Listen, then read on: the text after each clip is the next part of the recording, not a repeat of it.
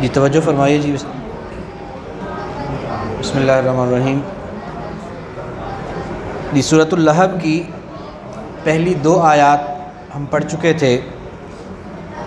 آج سورۃ اللہب کی آیت نمبر 3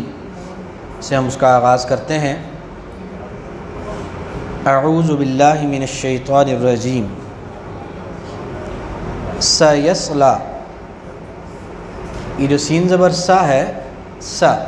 یہ فعل مضارع سے پہلے آتا ہے، اور یصلا جو ہے لفظی طور پہ یصلا کا معنی ہے وہ داخل ہوتا ہے یا ہوگا۔ یصلا وہ داخل ہوتا ہے یا ہوگا، یہ اصول بھی اگر ہو سکے تو ذہن میں رکھ لیجئے۔ جس طرح سے میں نے پہلے عرض کیا تھا کہ فعل مضارع کا معنی ہوتا ہے یا ہوگا ہوتا ہے، لیکن جب اس سے پہلے لم لگتا ہے تو اس کا معنی ماضی کا ہو جاتا ہے کہ ایسا نہیں ہوا۔ اسی طرح سے جب فعل مضارع سے پہلے سین زبر سا لگ جاتا ہے تو یہ اس کا ایک معنی بنا دیتا ہے۔ پہلے تو 2 معنی ہوتے ہیں، ہوتا ہے یا ہوگا۔ سا کے آ جانے سے صرف ہوگا والا معنی، مستقبل والا معنی ہوتا ہے۔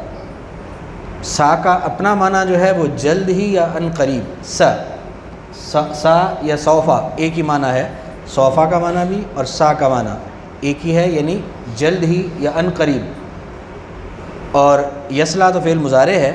تو سا آ جانے سے معنی یصلا کا یہ ہوگا کہ وہ داخل ہوگا۔ ویسے یصلا کا معنی وہ داخل ہوتا ہے یا ہوگا، سا یصلا جلد ہی وہ داخل ہوگا، یا عن قریب وہ داخل ہوگا۔ سا یصلا جلد ہی وہ داخل ہوگا، وہ کون؟ یہ جس کا تذکرہ پیچھے گزرا ہے، ابو لہب کا، جس کو نہ اس کے مال نے کوئی فائدہ دیا اور وہ خود برباد اور ہلاک ہو گیا، اور دنیا میں بھی وہ برباد ہلاک تو ہوا، جو اس کو ایک بیماری نے آ لیا، اور وہ کیونکہ وبائی بیماری تھی اس کی وجہ سے کوئی اس کو دفنانے کو تیار نہیں تھا، اس کے اپنے بیٹے بھی، اور اس طرح سے وہ ذلت آمیز موت جو ہے وہ مرا، برباد ہو گیا۔ اور اس کی اس بربادی میں نہ اس کے مال نے اس کو کوئی فائدہ دیا، نہ وہ جو اس کی کوئی سرداری تھی، جو شان و شوکت تھی، وہ اس کے کوئی کام آئی۔ اور یہ تو تھا دنیا کا انجام۔ ابھی آخرت میں سیصلا جلد ہی وہ داخل ہوگا، ان قریب وہ داخل ہوگا، نارن آگ میں، نار مانا آگ، نارن آگ، ذاتا لہب، لہب کا معنی تو آپ جانتے ہیں کیا ہے جی؟ لہب کا معنی شعلہ۔ ذاتا جو ہے یہ ہم اردو میں بھی استعمال کرتے ہیں، ذی عقل، ذی شعور۔ یہ جو ذی والا سابقہ ہے یہ وہی سابقہ ہے یہاں پر۔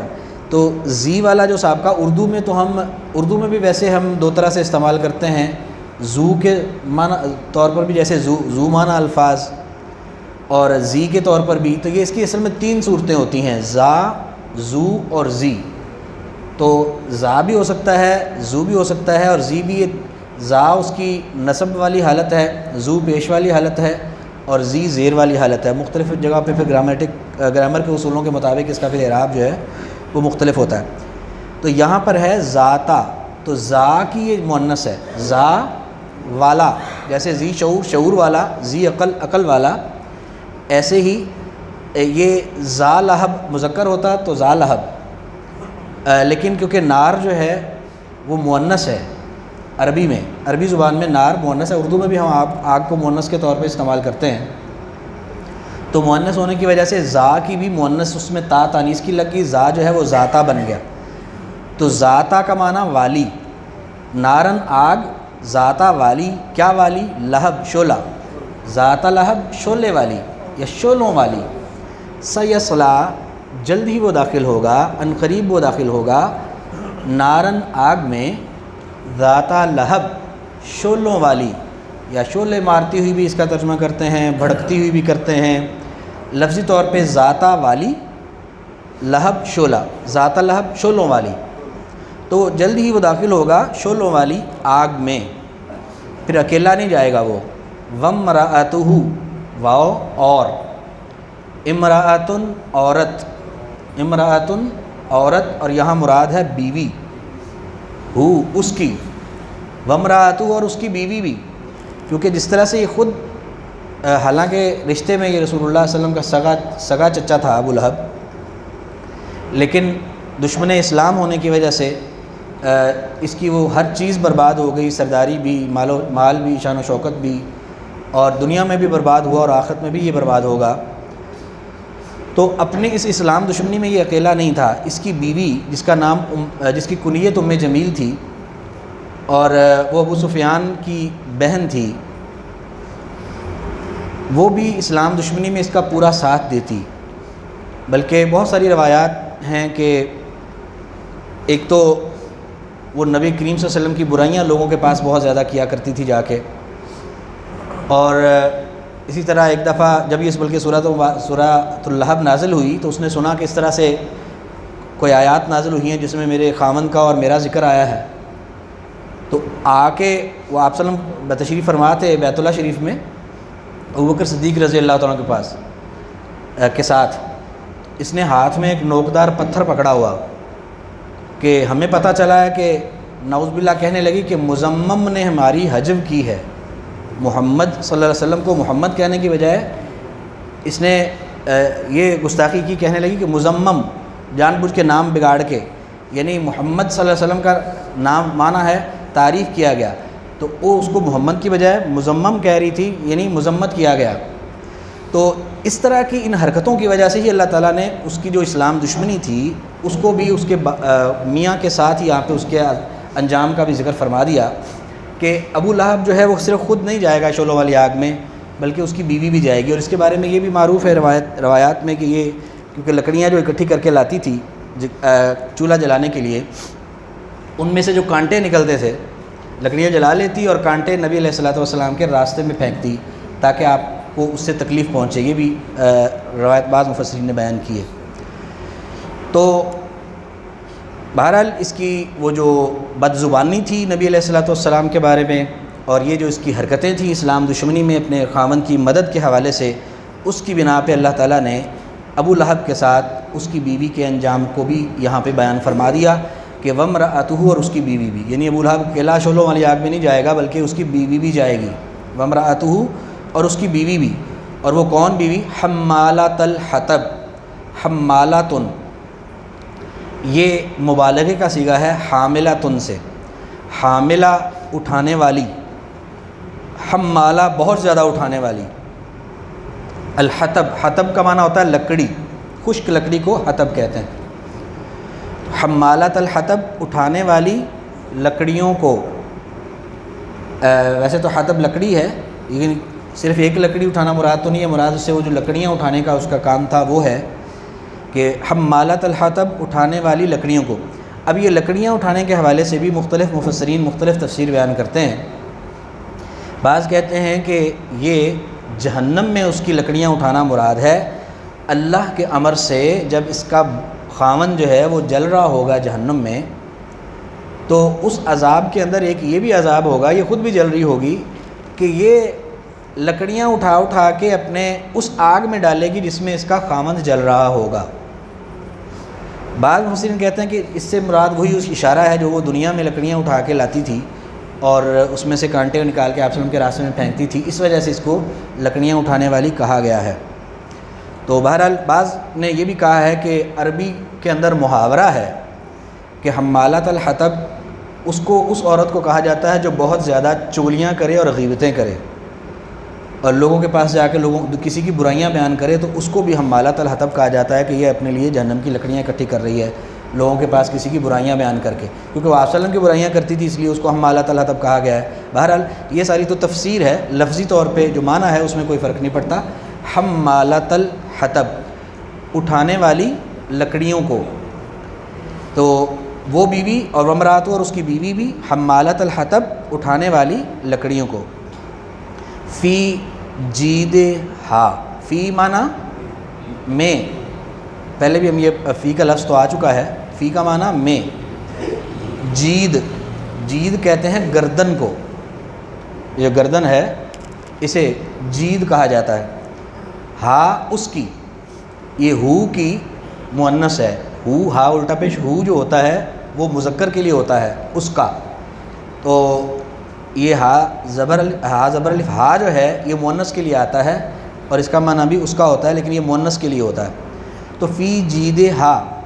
اس کی گردن میں۔ اب دیکھیں میں اگر یہ اتنی وضاحت کرتا ہوں کہ جی ہو مذکر کے لیے ہے، ہا مؤنث کے لیے ہے، اس کا معنی سمجھنے میں کتنا اس کی ضرورت ہے، کیونکہ اگر یہاں پہ جیدہ ہو ہو جائے تو اس سے مراد پھر اس کی بیوی نہیں ہوگی بلکہ وہ ابو لہب ہوگا، کیونکہ وہ مذکر ہے۔ جب ہا کی ضمیر مؤنث آئی ہے تو لازمی بات ہے کہ بھئی ہا سے مراد اس کی بیوی ہے۔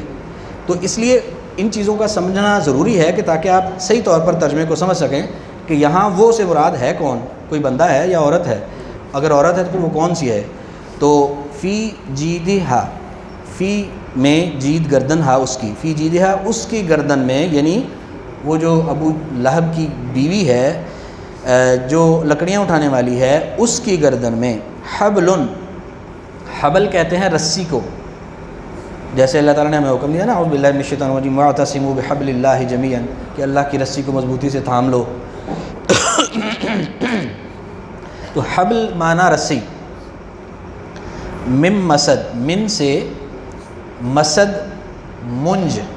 عام طور پہ ہماری منج کی رسی جو ہوتی ہے اسے کہا جاتا ہے، ویسے کھجور کے خشک پتوں کی جو رسی بٹی جاتی تھی اس کو بھی مسد کہتے تھے، اور عام طور پہ کوئی بھی کسی بھی چیز سے بٹی ہوئی رسی جس کے ذریعے سے ڈول کنویں میں ڈالا جاتا تھا اس رسی کو بھی مسد کہا جاتا تھا، وہ جس چیز کی بھی ہو، لیکن عام طور پہ معنی مسد کا کیونکہ خشک کھجور کے پتوں کی رسی یا جو منج ہے اس کو کہا جاتا ہے۔ تو فی جیدہا اس کی گردن میں حبل رسی ہوگی، من مسد منج سے۔ اب یہ رسی کون سی ہوگی، کہاں پر ہوگی، اس کی بھی مختلف تفسیریں بیان ہوئی ہیں۔ ایک تو سمپل یہ ہے کہ جہنم میں سزا کے طور پر اس کی گردن میں آگ کی رسی ڈالی جائے گی، وہ مراد ہے اس سے۔ بعض مفسرین یہ کہتے ہیں، بعض کہتے ہیں کہ اس سے مراد وہ رسی ہے جو عام طور پر وہ اپنے ساتھ رکھتی تھی، اپنے کندھے پر رکھتی تھی، کیونکہ اس کا عمومی کام جو تھا وہ لکڑیاں اٹھانا تھا۔ اچھا، لکڑیاں اٹھانے کے حوالے سے بھی ایک اور مفسرین کہتے ہیں کہ اس کو لکڑیاں اٹھانے کا اصل میں اللہ تعالیٰ نے یہاں پر تانا مارا ہے، اور تانا کیوں مارا ہے، کیونکہ وہ رسول اللہ صلی اللہ علیہ وسلم کی جو یتیمی تھی اور آپ صلی اللہ علیہ وسلم کی جو محتاجی تھی اس کا تانا دیا کرتی تھی آپ صلی اللہ علیہ وسلم کو۔ تو اللہ تعالیٰ نے اس تانے کے جواب میں اس کو جو اس کا کام تھا لکڑیاں اٹھانا، تو اس کی طرف اشارہ فرمایا ہے اور جواب دیا ہے ان تانوں کا جو وہ آپ صلی اللہ علیہ وسلم کو مارا کرتی تھی۔ تو بہرحال یہاں پر جو منج کی رسی ہے اس سے ایک مراد یہ ہے کہ وہ جو رسی ہر وقت اپنے پاس رکھتی تھی اور اس رسی میں جہاں بھی اس کو لکڑیاں ملتی وہ پھر لکڑیاں باندھ لیتی۔ بعض نے یہ بھی روایت بیان کی ہے کہ اس کی موت جب واقع ہوئی تو یہ پہاڑ پر لکڑیاں چن رہی تھی، تو جب اس نے لکڑیوں کا گٹھا بنا لیا، بنا کے اس کو، کیونکہ اس کے اندر اس نے کوئی جسے پنجابی میں رشک پھایا کہتے ہیں، اس طرح کی گانٹھ ڈالی ہوئی تھی، گرہ ڈالی ہوئی تھی، تو اٹھا کے جب اترنے لگی پہاڑ سے تو پاؤں پھسلا اور لکڑیاں بھی کھل گئیں اور وہ رسی اس کے گلے میں پڑ کے اس کو گلا گھٹ گیا اس کا، اسی طرح سے اس کی موت واقع ہوئی۔ یہ بھی ایک روایت بیان کی جاتی ہے۔ اور وہ پھر مفسرین کہتے ہیں کہ وہ جو رسی اس کے گلے میں جیسے گلا اس کا گھٹا اور وہ مر گئی، قیامت کے روز بھی اسی طرح سے اٹھے گی، اس کے گلے میں منج کی رسی ہوگی اور جہنم میں بھی اسی طرح سے وہ گلے میں رسی کے ساتھ ہی جلے گی۔ بہرحال یہ مختلف تفاسیر ہیں، ترجمے پہ کوئی فرق نہیں پڑتا ہے، ہم نے کیونکہ بنیادی طور پر ترجمہ سمجھنا ہے۔ فی جیدہا اس کی گردن میں حبل رسی ہوگی، من مسد منج سے۔ آج جو 3 آیات پڑھی ہیں میں اب ان کو دہرانے لگا ہوں، بہت زیادہ دھیان سے دیکھیے گا، کوشش کیا کریں کہ ایک ہی دفعہ جب میں پڑھاتا ہوں تو آپ کو سمجھ آ جائے، پھر جب آپ غور کریں گے تو انشاءاللہ آپ کو یہیں سن کے یاد ہو جائے گا۔ اعوذ باللہ من الشیطان الرجیم۔ سیصلا جلد ہی وہ داخل ہوگا، جلد ہی، یصلا وہ داخل ہوگا، نارن آگ میں، ذاتہ والی لہب شعلہ، ذاتہ لہب شعلوں والی، تو جلد ہی وہ داخل ہوگا شعلوں والی آگ میں۔ وامرأتہ اور بیوی اس کی، اور امرأتن بیوی ہو اس کی، وامرأتہ اور بیوی اس کی، حمالۃ الحطب اٹھانے والی، حمالتا اٹھانے والی، الحطب لکڑیوں کو، فی جیدہا اس کی گردن میں، فی میں جید گردن، ہا اس کی، فی جیدہا اس کی گردن میں، حبل رسی ہوگی، من مسد منج سے،